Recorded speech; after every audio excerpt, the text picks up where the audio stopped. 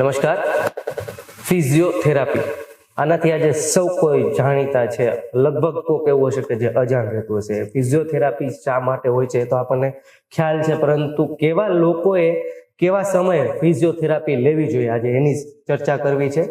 આપણી સાથે જે ગેસ્ટ જોડાયા છે સ્ટુડિયોમાં, પહેલા એમનો પરિચય આપને કરાવી દઉં. અક્ષત ફિઝિયોથેરાપી સેન્ટરના ડોક્ટર પ્રતિક ઝાલા, જેઓ ઘણા વર્ષથી આ વ્યવસાય સાથે જોડાયેલા છે, આજે આપણા ગેસ્ટ બન્યા છે. ફિઝિયોથેરાપી વિશેથી એમની પાસેથી ઘણી બધી માહિતી લેવાની છે. ડોક્ટર પ્રતિક, સ્વાગત છે આપનું અગ્ર ગુજરાતના સ્ટુડિયોમાં. Thank you. ફિઝિયોથેરાપી આજકાલ આપણે જોઈએ છીએ કે લગભગ ઓલમોસ્ટ બધી જગ્યાએ લોકોને ક્યાંક એવી ઉપયોગી બનતી હોય છે કે જેનાથી તેઓને ફરી એક વખત એમ થાય કે દુખાવા દર્દમાંથી બહાર આવી જતા હોય છે. તો કયા પ્રકારની પહેલા તો ફિઝિયોથેરાપીની અંદર જે પીડાઓ હોય દર્દીને એ આવરી લેવાતી હોય છે? ફિઝિયોથેરાપીની અંદર અત્યારે ઓલમોસ્ટ બધી જ ફેસિલિટી અવેલેબલ હોય છે. કોઈ પણ જાતના કમરના દુખાવા, કોઈ પણ જાતના બેક પેઇન છે, ની પેઇન છે, શોલ્ડર પેઇન છે, તમને ખભાનો દુખાવો, ગરદનનો દુખાવો, ઓર્થોપેડિક બધી કન્ડિશન્સ જેમ કે ફ્રેક્ચર છે, કોઈ પણ જાતની ભાંગતૂટ થઈ ગઈ છે, એના પછીની ઓપરેશન પછીની સારવારો, કોઈ પણ સ્પોર્ટ્સ રિહેબિલિટેશન છે, જેમ કે સ્પોર્ટ્સને લગતી કોઈ પણ ઇન્જરીઓ છે, લિગામેન્ટ ઇન્જરી છે, કોઈ પણ એન્કલ સ્પ્રેઇન છે, આજે કોઈ પણ પ્રકારના જીરિયાટ્રિક રિહેબિલિટેશન છે કે જેમ કે મોટી ઉંમરના વ્યક્તિઓને કાંઈ પણ પ્રકારના દુખાવા છે કે કોઈ પણ વસ્તુ છે.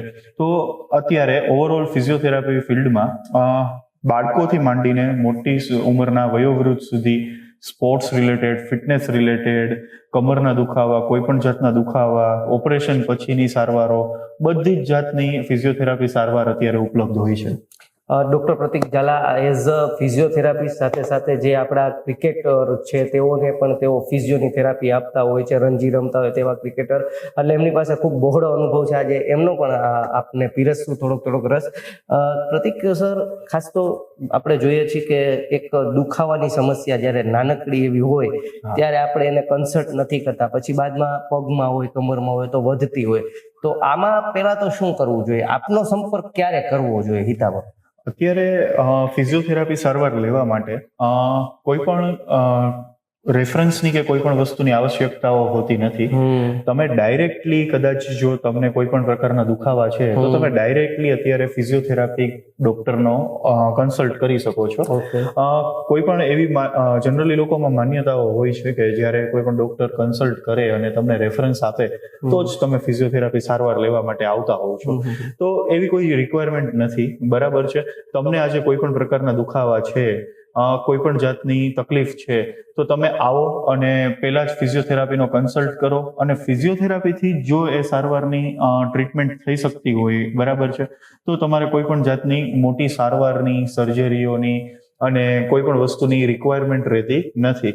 એટલે તમારે જેમ કોઈ પણ વ્યક્તિને તાવ આવે છે કે શરદી ઉધરસ છે કે કાંઈ પણ વસ્તુ છે, તો તમે સોસાયટીના કોઈ એક ફેમિલી ફિઝિશિયનનો કન્સલ્ટ કરતા હોવ છો.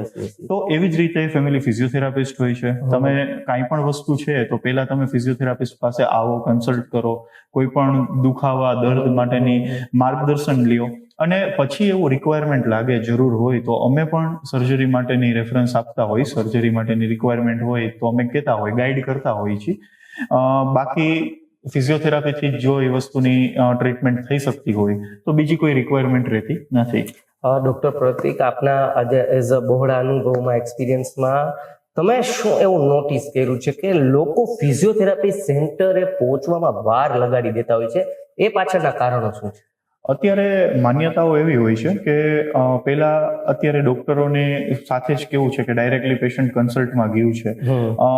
ઘણા સૌથી વધારે પ્રોબ્લેમ લેડીઝમાં હોય છે. લેડીઝ લોકોનું આદત એવી હોય છે કે એ લોકો વેઇટ કરે છે કે ભાઈ મને સારું થઈ જશે, 15 દિવસ, 20 દિવસ. ઘણા લેડીઝ અમારી પાસે આવતા હોય ત્યારે 2 વર્ષ થઈ ગયા હોય, 2 વર્ષથી દુખાવા સહન કરતા હોય છે, 2 વર્ષથી લોકોને પેઇન થતું હોય છે, પછી જ્યારે તમારો એન્ડ પોઈન્ટ આવે છે, સહન શક્તિની હદ આવે છે, ત્યારે એ લોકો અમારી પાસે કન્સલ્ટેશન માટે આવતા હોય છે. તો ત્યાર સુધીમાં કેવું થાય કે સ્થિતિ આપણા હાથ બહાર વહી ગઈ હોય છે. એટલે શું થાય કે જે તે ટાઈમે પછી અમારે શું કહેવું પડે કે હવે આમાં રિક્વાયરમેન્ટ વધારે થશે કે અથવા ટાઈમ વધારે લાગશે, અને ઘણી વખત અમારે એમ કહેવું પડે કે આમાં સર્જરી સિવાય કોઈ બીજો રસ્તો નથી. પણ એ જ વસ્તુ જો તમે શરૂઆતમાં જ તમને જ્યારે દુખાવો ચાલુ થાય છે ત્યારે જ જો તમે ફિઝિયોથેરાપિસ્ટનો કન્સલ્ટ કરી લ્યો અને ત્યારે જ ઓપિનિયન લઈ અને એ ટ્રીટમેન્ટની જો સારવાર થઈ જાય બરાબર એ પ્રોબ્લેમની, તો તમારે ટ્રીટમેન્ટ પણ શોર્ટ પીરિયડ ઓફ ટાઈમમાં પૂરી થઈ શકે અને તમારે બહુ વધારે પેઇન સહન ના કરવું પડે. તો મારો એવો ઈચ્છા છે કે જો કોઈ પણ વ્યક્તિઓને કાંઈ પણ નાનો મોટો દુખાવાની શરૂઆત લાગતી હોય કે હજી બસ શરૂઆત થઈ છે, તો ત્યારે જ તમે ફિઝિયોથેરાપિસ્ટનો કન્સલ્ટ કરી લ્યો, જેથી કરીને તમારે બહુ વધારે પેઇન અને કઈ પણ વસ્તુ સહન ના કરવી પડે. સમયે તમે સમજી જાઓ અને ખાસ ફિઝિયોથેરાપી સેન્ટરની તાત્કાલિક જો તમે મુલાકાત લો તો તમે આજે નાના પેનથી જ એને ડામી શકો છો. ડોક્ટર પ્રતિક, એડવાન્સ ટેકનોલોજી પણ હવે ફિઝિયોથેરાપી સેન્ટરોમાં આવી ગઈ છે. ખાસ કરીને કયા એવા ઇમ્પોર્ટન્ટ એવા સાધનો છે કે જે આજે આ વરદાન રૂપ બની શકતા હોય પેશન્ટ માટે, શું કહેવું છે?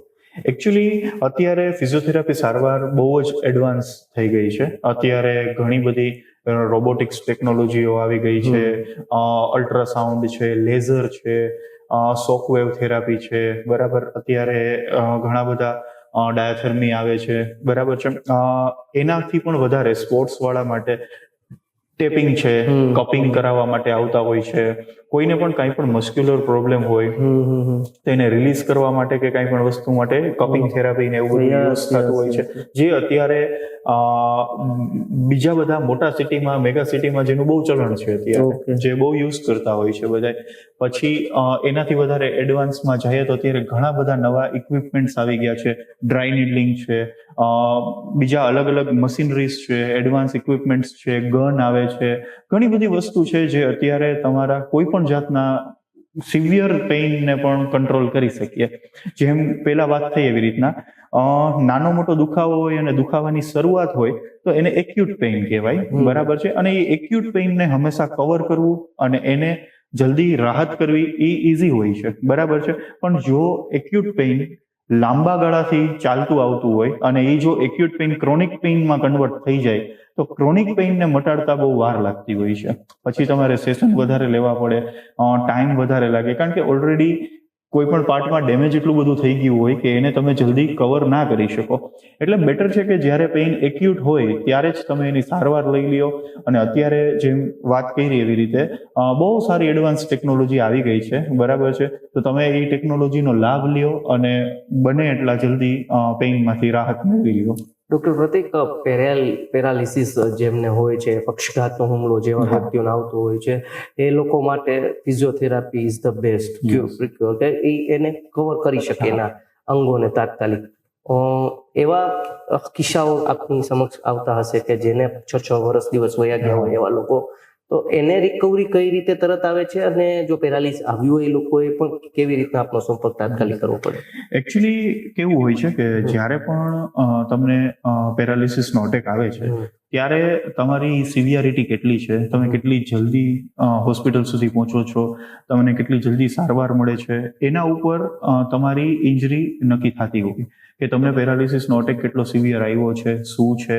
હવે આફ્ટર હોસ્પિટલમાંથી તમને ડિસ્ચાર્જ થયા પછી ખરેખર 3 મહિનાનો જે સમયગાળો હોય શરૂઆતનો, એ બહુ જ ઇમ્પોર્ટન્ટ હોય ન્યુરોના પેશન્ટ માટે અને પેરાલિસિસના, સ્ટ્રોકના, એ બધા પેશન્ટ માટે સ્ટાર્ટિંગના 3 મહિના બહુ જ ઇમ્પોર્ટન્ટ હોય છે. આ 3 મહિનાના ટાઈમ પીરિયડમાં અને આ 3 મહિનાના સમય દરમિયાન જો તમે સરસ ફિઝિયોથેરાપી ટ્રીટમેન્ટ અને બધું કરાવી લ્યો તો 3 જ મહિનાની અંદર કેવું છે કે તમારી ઓલમોસ્ટ 70-80% રિકવરી કવર થઈ જતી હોય છે. કદાચ જો રિકવરી કવર નથી થતી તો પછી કેવું થાય કે ધીરે ધીરે પેશન્ટની રિકવરીની જે સ્પીડ હોય છે એ ધીરે ધીરે ઘટતી જાય. એટલે શું થાય કે પછી એને ટાઈમ લાગે. કોઈ પણ વસ્તુ શીખવા માટે, કોઈ પણ એક્ટિવિટી શીખવા માટે, મગજને સેટ કરવા માટે ટાઈમ લાગે. પછી કેવું થાય, રિકવરી ધીરે ધીરે સ્લો ડાઉન થતી જાય. રિકવરી લાઈફ ટાઈમ આવવાની છે, બરાબર છે. રિકવરી કોઈ પણ સ્ટેજે આવવાની છે. એ 4 વર્ષ પછી પણ આવવાની છે, 5 વર્ષ પછી પણ આવવાની છે.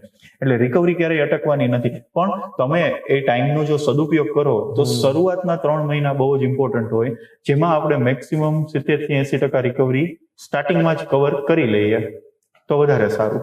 સ્પોર્ટ્સ પર્સન લગભગ આપની પાસે આવતા હોય છે, અલગ અલગ સ્પોર્ટ્સ સાથે જોડાયેલા.